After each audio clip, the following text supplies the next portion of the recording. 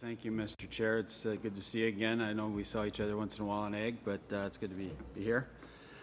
Just want to tie into my question, my colleague's question, Mr. Leipert's about carbon tax.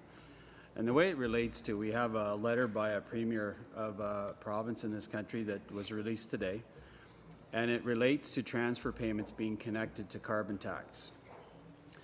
And his letter references a document from the Finance Department, and it talks about one of the issues. It says this is from the Finance Department's document that was dated, and this is how it's relevant to the budget discussion today. It's current budget. It's the document's dated from your department October 14th, 2016, so I'd presume that discussion would be around the time of the budget discussion.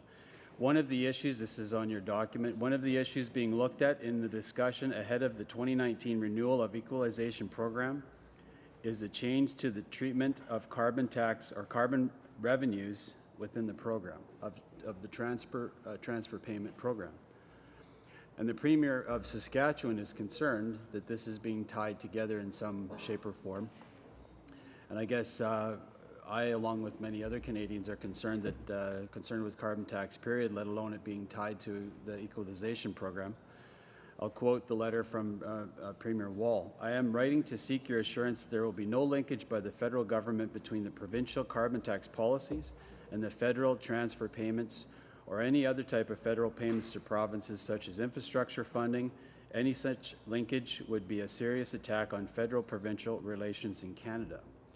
My question to you, has there been any discussion about this particular topic within the budget discussion of the current budget, considering the time?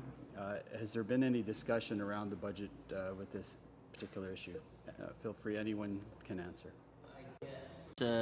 Gentlemen and the witnesses, has this got any relation to Bill C-44? Mr. Chair, the reason why I bring it up is just the time and the date.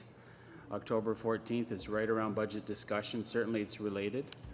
I guess I would just ask for your indulgence, sure, Mr. Chair. If somebody... I don't see the officials very often. If you wouldn't mind answering the question. The letter from the Premier of Saskatchewan is dated today, May 8th, 2017. So the letter just has come out today to ask this particular question from Finance. Are you able to answer that question? I mean, if any of the officials want to answer it, that's their choice, or we can hand it over, Bob, to the Finance Minister when he comes. But the floor is yours, folks, if somebody wants to take it on. Very briefly, first of all, this is not part of the bill that is before us for studied.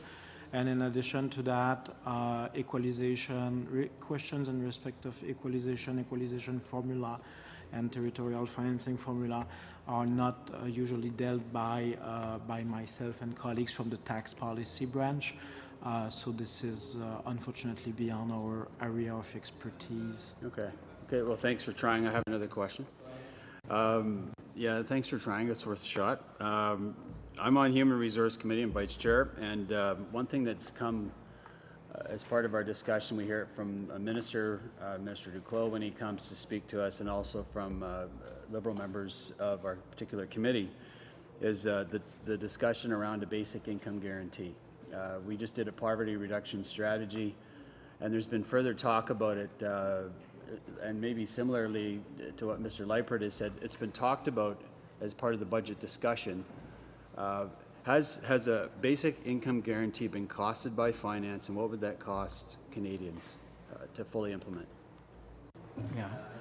LeBlanc? Yeah, we don't, as the Department of Finance, have a cost estimate for a basic income. Just can you clarify? There's a test period that's going to happen in Ontario where the basic income guarantee is going to be rolled out in some test communities. Do you have a cost of that particular of the test communities? No, we don't. With the announcement was pretty sparse on details, so it's unclear exactly who would qualify. So, and because of that, we're not in a position to provide a cost estimate. We don't know who will get it. So just to clarify, the cost if a basic income guarantee program is implemented across Canada, that has not been costed to date by the department? No, not to the best of my knowledge, not by our department.